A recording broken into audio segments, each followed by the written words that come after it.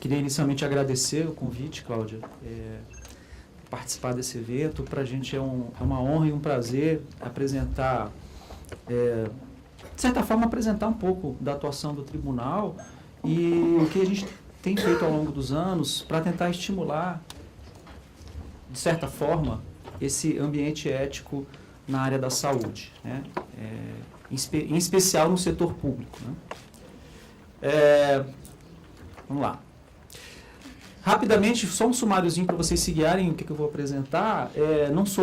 Sou um engenheiro, tá? Não sou um filósofo, mas achei importante colocar um pouquinho a questão do conceito de ética, para depois fazer um link com o nosso plano estratégico, e em função disso apresentar alguns exemplos de trabalho que podem contribuir para o tema que a gente está discutindo hoje. Bom, então, segundo lá o nosso Aurélio, né, a filosofia, a ética é um estudo dos juízos de apreciação referentes à condução humana suscetível de qualificação do ponto de vista do bem e do mal, seja relativamente a determinada sociedade, seja de modo absoluto. Bom, se a gente levar em consideração que a ética está relacionada com a conduta, com o caráter, com o cumprimento de regras, a gente pode considerar que o TCU, de certa maneira, é um verificador da aplicação da ética no setor público, né? Na medida que avalia se está havendo um tratamento justo das questões públicas, se está havendo um respeito às normas, se os procedimentos adotados são os que a legislação prevê. Dito isso, eu queria apresentar para vocês a nossa missão, a nossa visão e os valores, né? Eu coloco isso porque está explícito lá, né, que na nossa conduta a gente coloca como o primeiro valor a ética. Depois a efetividade, a independência e o profissionalismo da nossa atuação, né?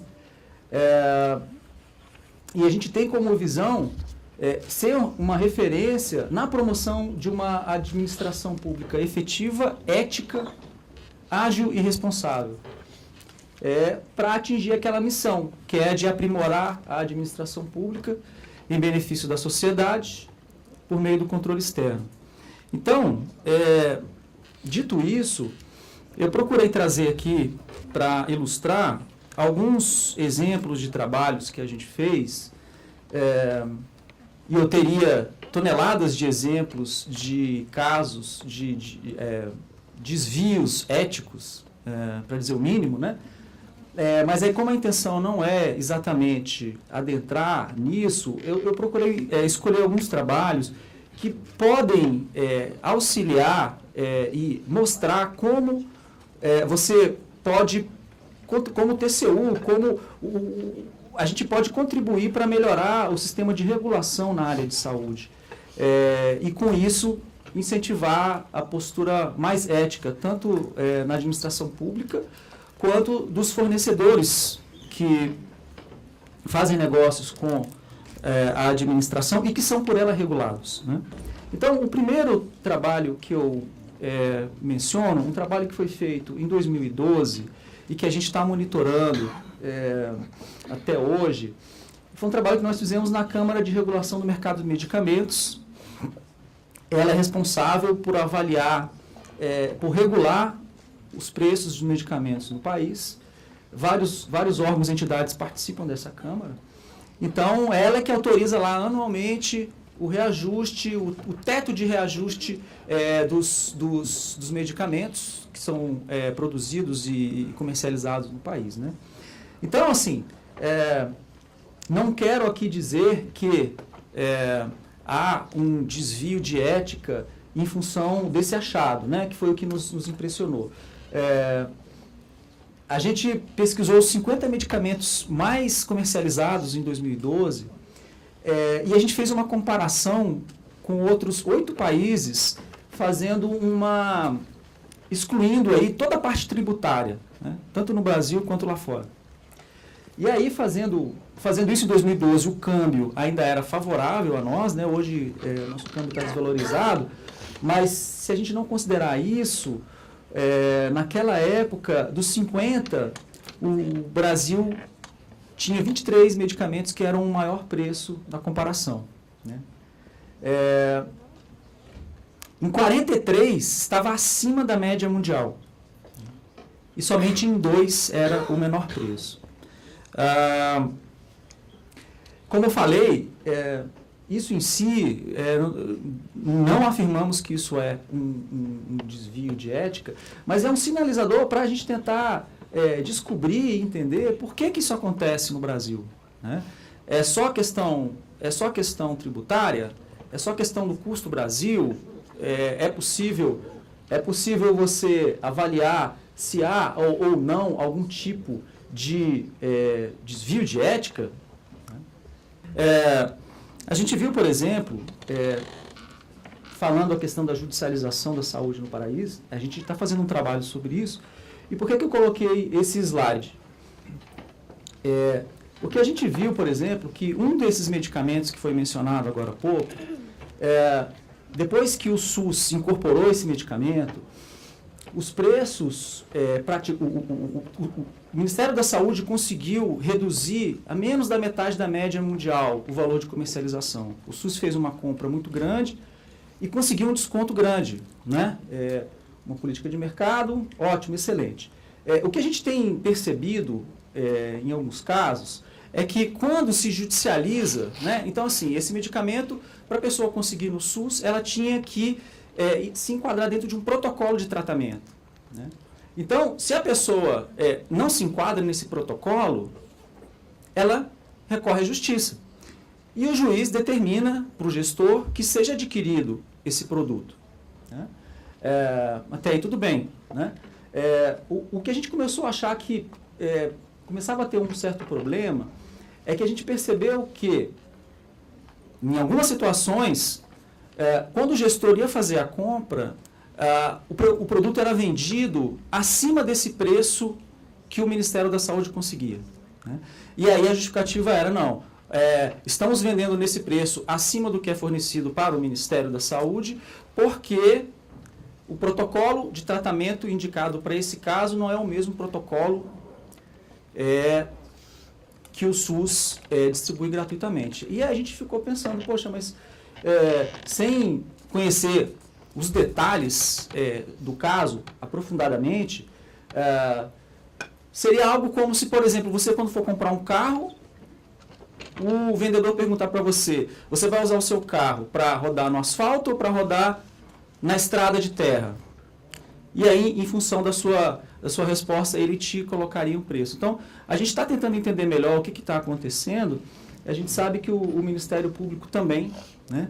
Então, assim, Cláudia e demais colegas, há aí um espaço grande para as pessoas entenderem que se todo mundo trabalhar de maneira honesta, de maneira ética, todo mundo sai ganhando, né?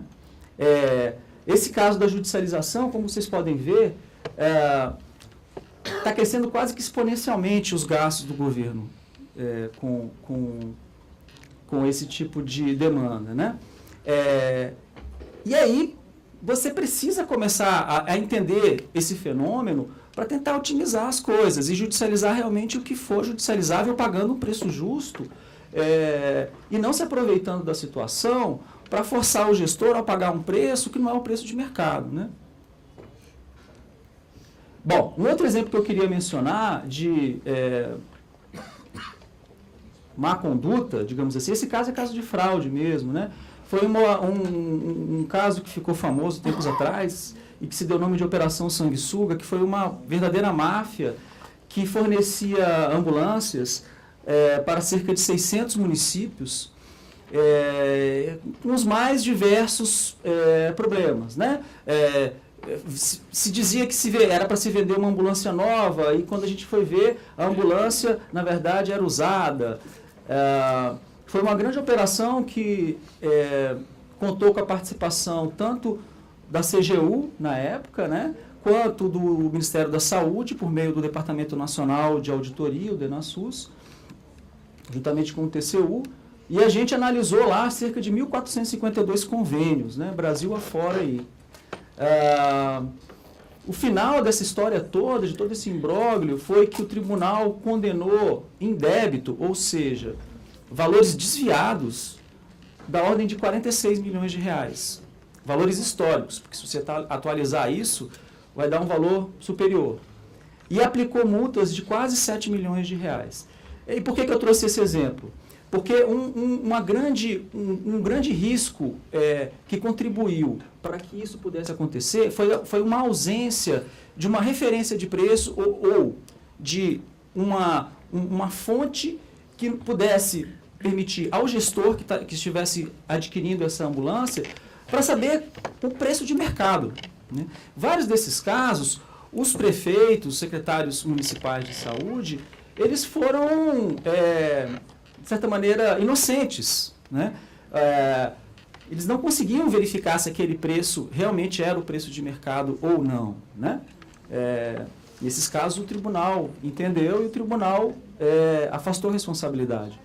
Em outros casos, não, né? Então, na medida em que, se houvesse dentro do próprio setor uma indicação do preço base, dessas ambulâncias, algum lugar em que você pudesse consolidar as informações de todos os que atuam nesse mercado, você poderia contribuir para fazer com que os negócios fossem mais éticos em última análise, né?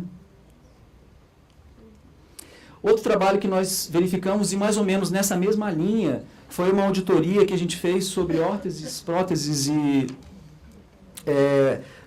materiais implantáveis. Esse trabalho foi uma solicitação do Congresso Nacional decorrente daquela notícia que saiu no Fantástico em 2015, se eu não me engano, ensejou uma série de medidas, tanto do Poder Executivo quanto lá de nós, dos órgãos de controle, né? O Ministério da Saúde instituiu um grupo de trabalho, apresentou uma série de sugestões para que se melhorasse essa questão. E no trabalho que nós fizemos foi uma auditoria operacional em que a gente avalia os procedimentos, né? Como o Ministério trata essas questões, como são feitas as compras, e a gente detectou uma série de falhas que contribuem para que haja os desvios, em última análise, né, dentro do setor público.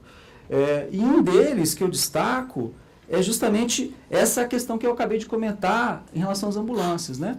Como há uma infinidade de materiais, não há dentro da Anvisa um banco de dados com a descrição de cada um dos tipos de materiais, com uma referência de preço. A gente viu que não há uma regulação suficiente dentro da Anvisa, dentro do Ministério da Saúde, naquela época, né? De lá para cá a gente está monitorando isso nos nossos trabalhos, né? Então, é importante também que o setor se organize para contribuir com isso, junto à administração pública. Bom, gente, queria finalizar dizendo que a gente lá está fazendo a nossa parte, né? E importantíssimo que o setor produtivo, que gera empregos para o país, que traz tantos benefícios para a população, que também esteja engajado nessa missão de criar uma sociedade mais justa e que todos os benefícios da ciência possam chegar a todos os cidadãos, né? E aí eu termino só com essa mensagem para reflexão de que o sucesso sem integridade é um fracasso. É isso, gente. Muito obrigado.